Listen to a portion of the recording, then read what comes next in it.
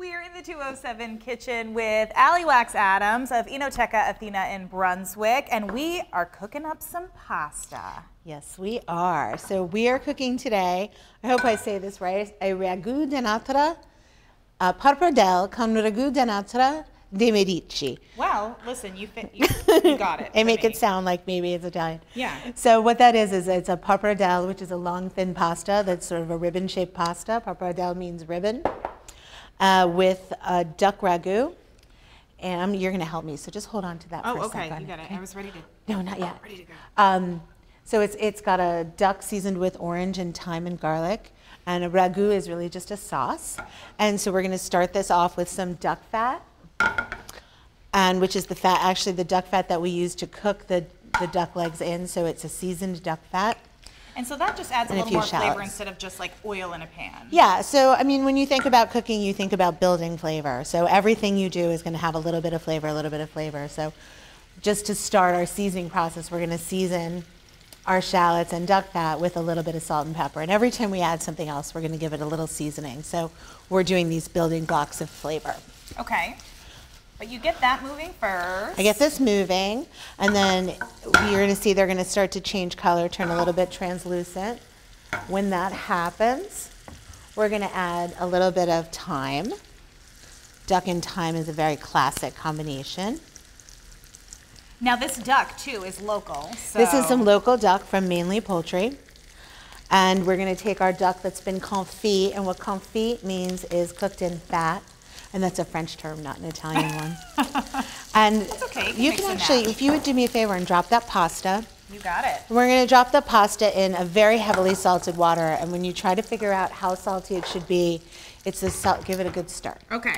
As salty as tears or as salty as the ocean. Ooh. It's very romantic.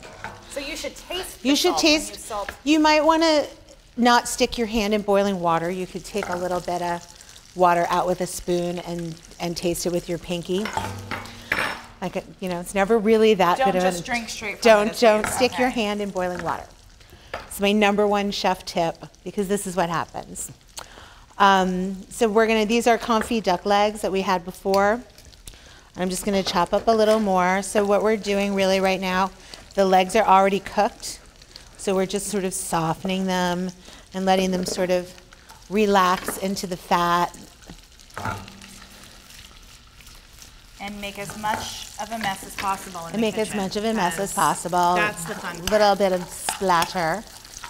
And so fresh pasta takes like not too long to cook. So it's really only a few minutes, right? Yeah. So just to help this relax a little bit and soften and give up all of its goodness, we're going to pour in a little bit of chicken stock or duck stock. And let that reduce a bit, just a little bit. Let's see how our pasta's doing. How are we doing here? It's looking very nice. Maybe just another second. Okay. Okay, no, that looks good. I wish I could make my own pasta. It's very simple. If you come over, I will teach you how to do that. You'll teach me? All right, I'm in. It's so, it's just practice. And just like if you can't get it out of the pan with some tongs. Sometimes that's hard. But if you see what I'm doing with the tongs is I'm bringing a little bit of the pasta water into my sauce. And that's on purpose? Yes, and so the pasta water is like this magical substance that because of all the starch that came off the pasta, it's going to start to bring their sauce together.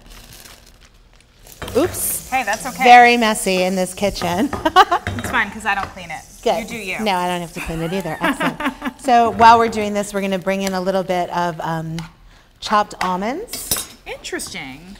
Yeah, it's a little bit different. So this is where we think of this as this sort of like very kind of ancient dish that the Medicis may have had. It's chocolate and orange because the duck legs are rubbed with a little bit of cocoa and almonds.